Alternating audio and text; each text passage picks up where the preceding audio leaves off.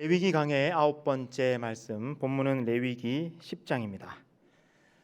레위기가 전체적으로 율법 규례들로 기록이 되어 있는데, 레위기 10장은 율법 규례가 아니라 어떤 사건이 기록되어 있습니다. 그런데 이 사건이 좀 충격적입니다. 대제사장 아론의 두 아들 나답과 아비후가 하나님께 다른 불을 드리다가 하나님으로부터 불이 나타나서 그 불에 그만 타 죽는 끔찍한 사건이 일어났습니다. 레위기 9장 바로 앞에, 이 10장 바로 앞에 있는 레위기 9장에서 첫 번째 제사가 드려졌습니다. 그 첫 번째 제사가 얼마나 감격스러웠습니까? 아론과 모세가 하나님께서 명령하신 대로 차근차근 성실하게 제사를 잘 수행했습니다. 그리고 나서 아론이 이스라엘 백성들에게 손을 들어서 축복했습니다. 그러자 하나님의 불이 하늘로부터 임해서 번제단에 그 하나님의 임재가 불로 영광으로 나타났습니다. 그 첫 번째 제사의 감동과 설렘이 채 가시기도 전에 나답과 아비후가 하나님의 불에 타 죽는 끔찍한 사건이 일어난 겁니다. 도대체 무슨 일이 일어난 걸까요? 나답과 아비후가 왜 불에 타 죽었을까요? 레위기 10장 1절 말씀을 우리 함께 다시 한번 읽겠습니다. 시작. 아론의 아들 나답과 아비후가 각기 향로를 가져다가 여호와께서 명령하시지 아니하신 다른 불을 담아 여호와 앞에 분향하였더니. 아멘. 나답과 아비후가 다른 불을 드렸습니다. 하나님이 명령하시지 않은 다른 불을 드렸는데, 이 다른 불, 이것을 직역하면은 이상한 불이라고 우리가 할 수 있는데, 하나님께서 명령하시지 않은 이상한 불을 드렸다라는 겁니다. 본래 제사장이 이 제사와 성막에 쓸 수 있는 불은 정해져 있습니다. 그 불이 어떤 불이냐면, 여러분 조금 전에 첫 번째 제사를 드리고 나서 하나님이 번제단 위에 불로 임하셨잖아요. 근데 그 불은 사람이 피운 불이 아닙니다. 그 불은 하나님께서 내려주신 불이에요. 그래서 하나님께서 너희는 이 불을 꺼뜨리지 말고 잘 간직해라.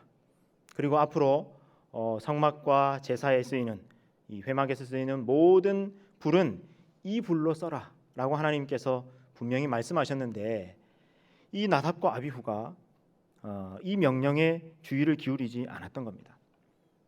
불이면 뭐 다 같은 불이지, 뭐 불은 어차피 태우는 건데 불이면 아무 불이나 드리면 어때? 아마 그런 마음이었을지 모르겠습니다. 그래서 다른 불을 드렸다라는 겁니다. 이게 너무너무 안타까운 장면입니다. 조금 전까지 대제사장 아론이 모세와 함께 조심조심하면서 한 단계 한 단계 여호와께서 명령하신 것과 같았더라.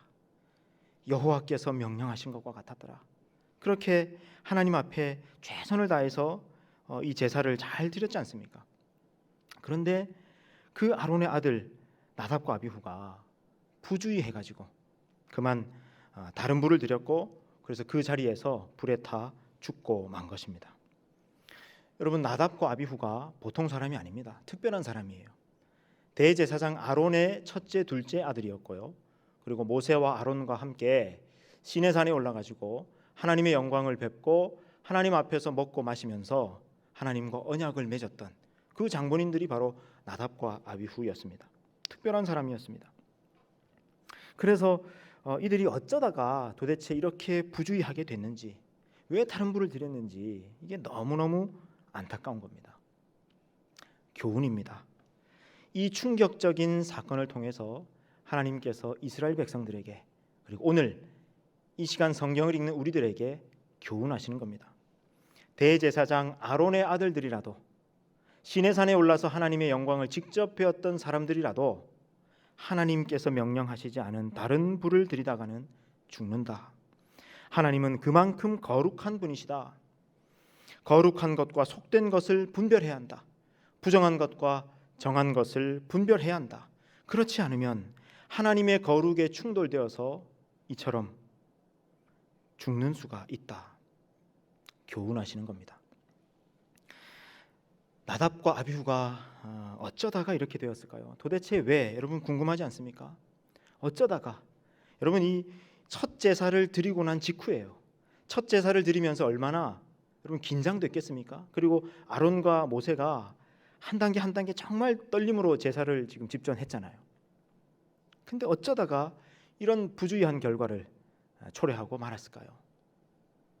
그 이유가 8절 9절에 나옵니다. 우리 8, 9절 말씀 같이 읽겠습니다. 시작. 여호와께서 아론에게 말씀하여 이르시되 너와 내 자손들이 회막에 들어갈 때에는 포도주나 독주를 마시지 말라. 그리하여 너희 죽음을 면하라. 이는 너희 대대로 지킬 영영한 규례라. 아멘. 나답과 아비후가 죽는 사건이 발생한 직후에 하나님께서 아론에게 이렇게 말씀합니다. 앞으로 너와 내 자손들 제사장이 성막에 와서 제사 직무를 수행할 때는 절대로 포도주나 독주를 마시지 말게 해라. 그리하여서 이처럼 제사장이 죽는 일이 없도록 해라. 하나님께서 그렇게 말씀하는 겁니다. 여러분, 나답과 아비후가 어떻게 하다가 하나님께 다른 불을 드리게 된 겁니까? 술을 먹고 포도주와 독주를 마시고 정신이 흐려진 상태에서 그만 다른 불을 드린 겁니다. 부주의한 결과를 초래하고 만 겁니다. 음주 상태에서 향로에 불을 담다가 다른 불을 드린 겁니다. 그래서 죽은 겁니다. 여러분, 음주운전이 왜 중죄에 해당됩니까? 음주운전은 자기만 위험한 게 아니잖아요. 음주운전은 다른 사람을 죽일 수도 있잖아요. 그래서 음주운전이 중죄입니다. 여러분, 음주 수술은 어떻습니까? 어떤 의사가 수술실에 수술하러 들어가는데 술을 마신 채로 수술실에 들어간다. 그럼 어떻게 되겠습니까? 음주 재판은 어떻습니까? 판사가 재판장에 들어오는데 술을 마시고 들어왔다. 그러면 그 재판이 어떻게 되겠습니까? 음주 운전이나 음주 수술이나 음주 재판이나 다 있을 수가 없는 일이죠. 중죄에 해당되는 일입니다. 왜냐하면 모두 다 고도의 어떤 집중력 혹은 판단력, 분별력, 정신력을 요구하는 그런 순간들이기 때문에 술을 마시고는 할 수 없는 일입니다. 그래서 여러분, 그런 죄들은 중죄에 해당되는 것입니다. 마찬가지입니다.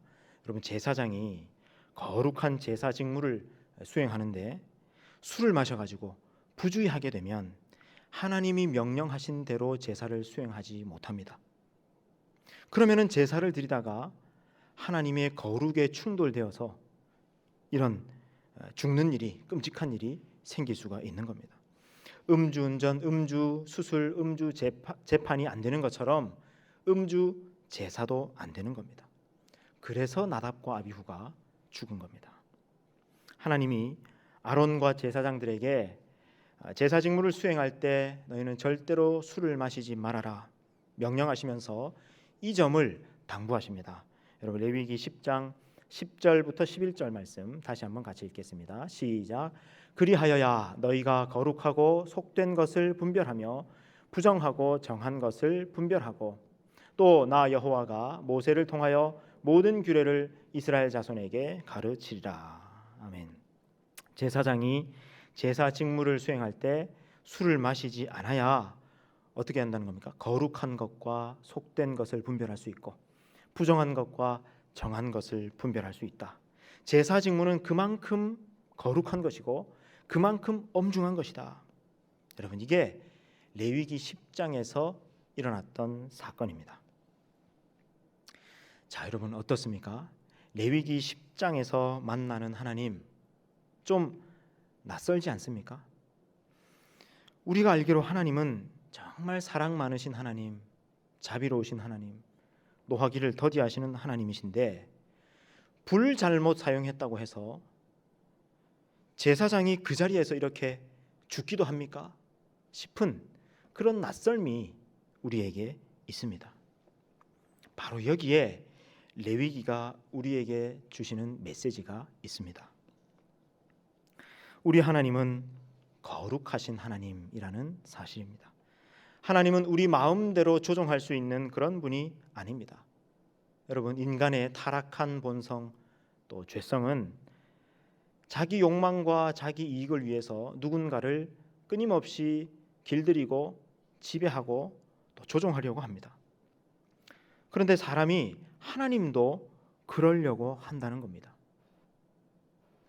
그럼 우리가 지금 쓰고 있는 이 성경책은 성경 원어 히브리어 원어 성경을 직역해서 번역한 성경입니다. 그런데 여러분 의역해서 번역한 성경들이 여러 권 있는데 그 중에서 여러분 혹시 메시지 성경이라고 들어보셨습니까? 한번 읽어보셨습니까? 예, 이 메시지 성경은 사실 우리가 공식적으로 쓸 수는 없지만 그래도 성경의 현대적 의미를 좀 참고하고 싶다 할 때 우리가 개인적으로 묵상할 때 참고해 볼 수 있는 그런 좋은 책인데 유진 피터슨이라고 하는 분이 이 성경을 현대적 의미로 살려가지고 의역해서 번역한 그 성경입니다. 근데 이 성경도 참 좋지만 더 좋은 게 뭐냐면은 이 성경 66권의 각 책별로 서문이 기록되어 있는데 그 서문이 참 좋습니다. 머릿말이. 그 중에 이 레위기에 대한 머릿말이 있는데 그거를 잠깐 보시겠습니다. 인류가 결코 포기하지 않는 습관 가운데 하나는 하나님을 길들이겠다는 고집이다. 우리는 하나님을 길들이겠다고 결심한다.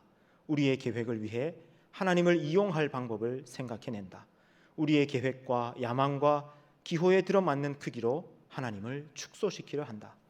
그러나 성경은 우리가 그럴 수 없다고 훨씬 더 고집스럽게 말한다. 하나님이 우리의 계획에 딱 들어맞으실 리가 없다. 오히려 우리가 그분의 계획에 맞춰야 한다.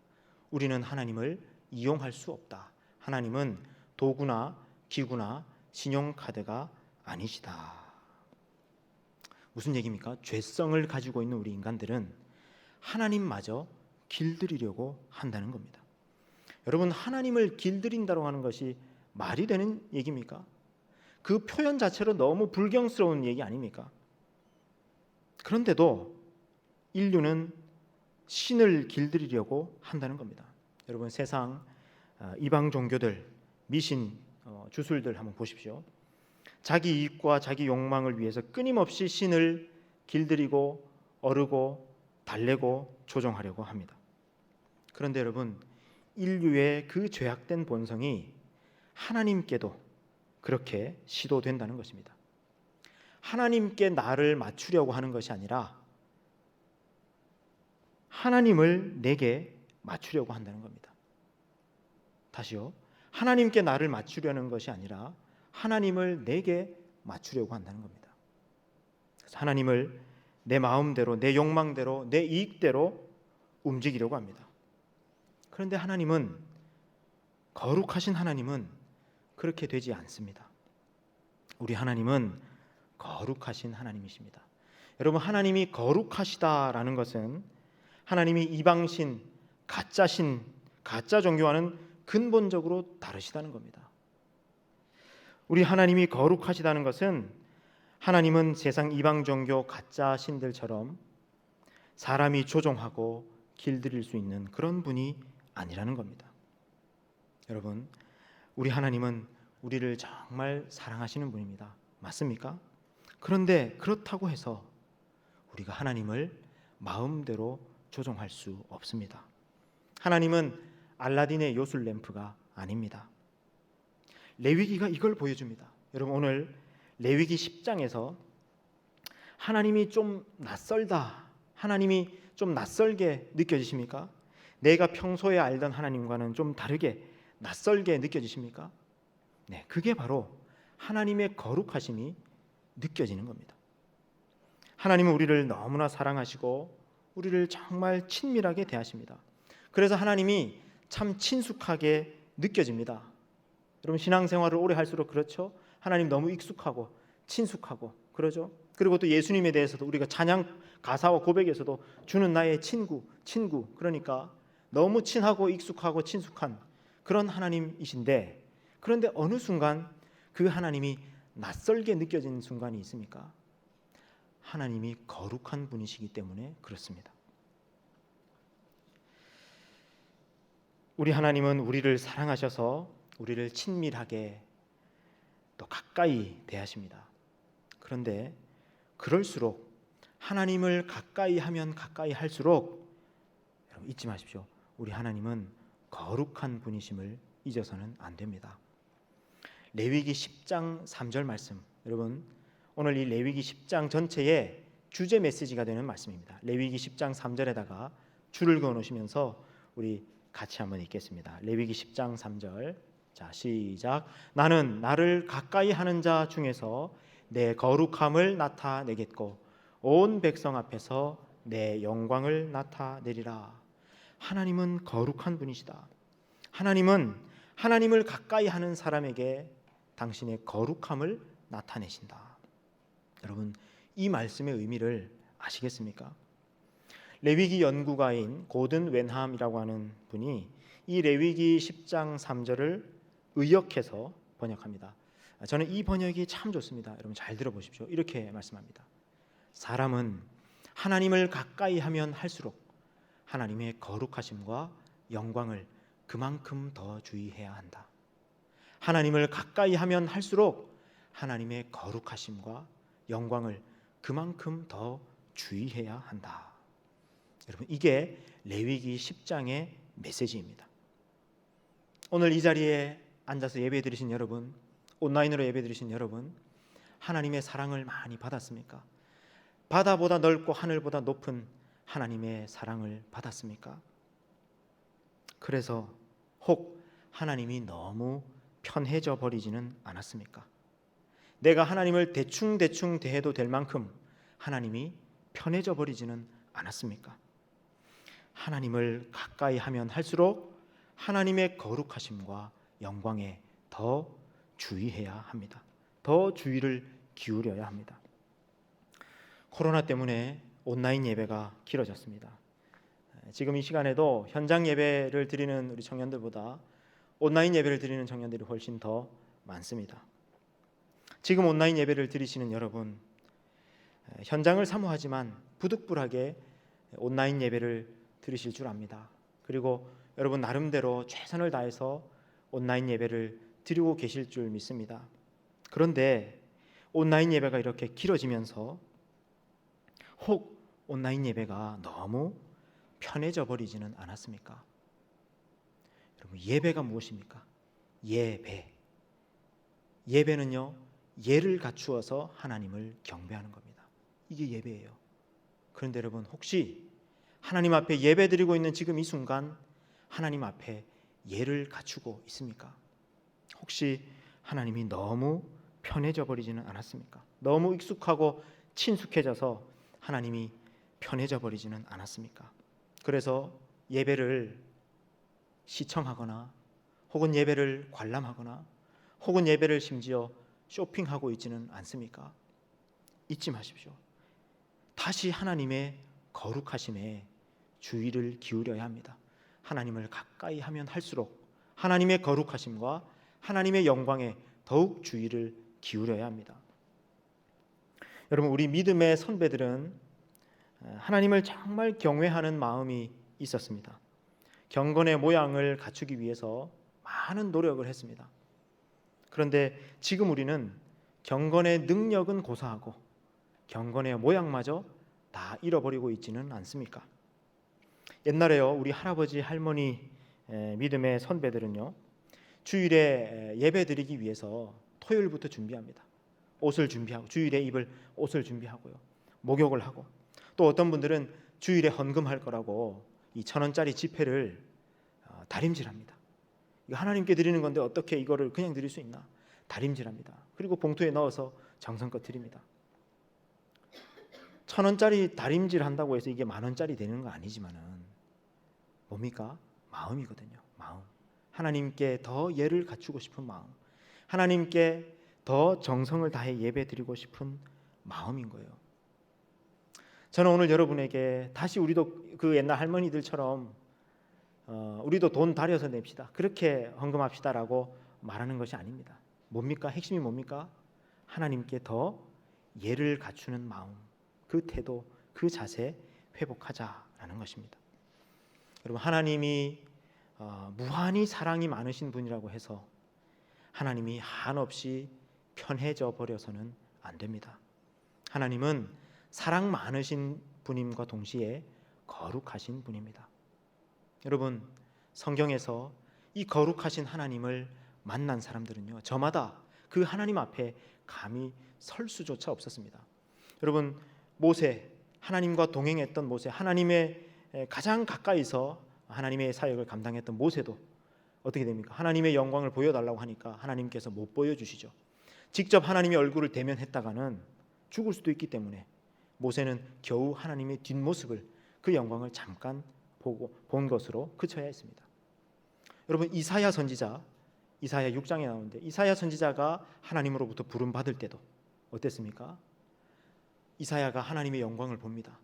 성전을 가득 채우고 있는 하나님의 보좌와 또 그 곁에서 스랍이라고 하는 천사들이 6날개를 날면서, 두 날개로는 얼굴을 가리고 두 날개로는 발을 가리고 두 날개로는 날면서 이 천사들이 거룩하다 거룩하다 거룩하다 하면서 하나님을 경배하고 있는 모습을 봅니다. 여러분, 지금 이 순간도, 예배드리고 있는 지금 이 순간도 아마 하나님의 보좌 곁에는 그 천사들이, 그리고 수많은 하나님의 백성들이 하나님 보좌 앞에서 그렇게 거룩한 모습으로 예배드리고 있을지 모르겠습니다. 근데 그때 그 영광스러운 하나님의 모습을, 거룩한 하나님의 모습을 목격한 이사야가 뭐라고 얘기하느냐? 화로다, 나여 망하게 되었도다. 내가 죽게 됐다. 내가 입술이 부정한 사람인데, 입술이 부정한 백성들 가운데 있는 한 사람인데, 내가 한 사람에 불과한데 내가 하나님의 영광을, 하나님의 거룩하심을 보고 말았다. 나는 이제 죽는구나.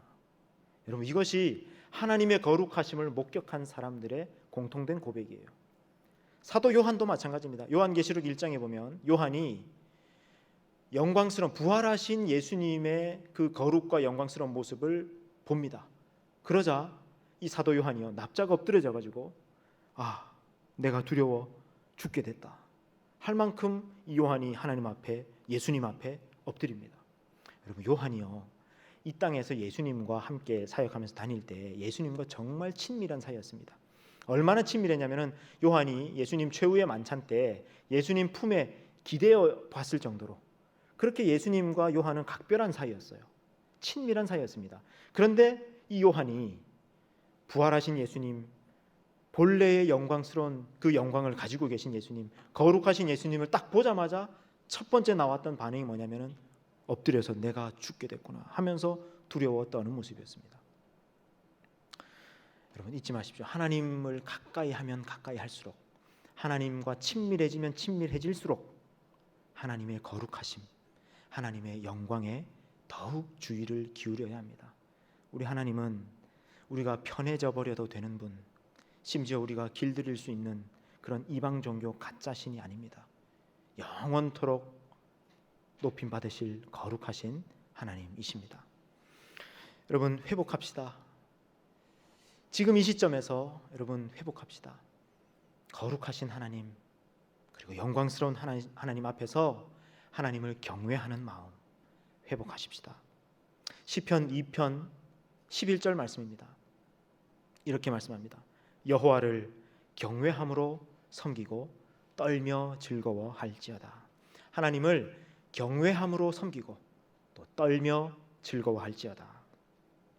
하나님을 사랑하지만 동시에 하나님을 경외하고 하나님의 거룩하심 앞에서 떨면서도 동시에 그 하나님 앞에 즐거워하는 것. 여러분, 이 조화와 균형이 너무 좋습니다. 여러분, 다시 하나님의 거룩하심에 주의를 기울입시다.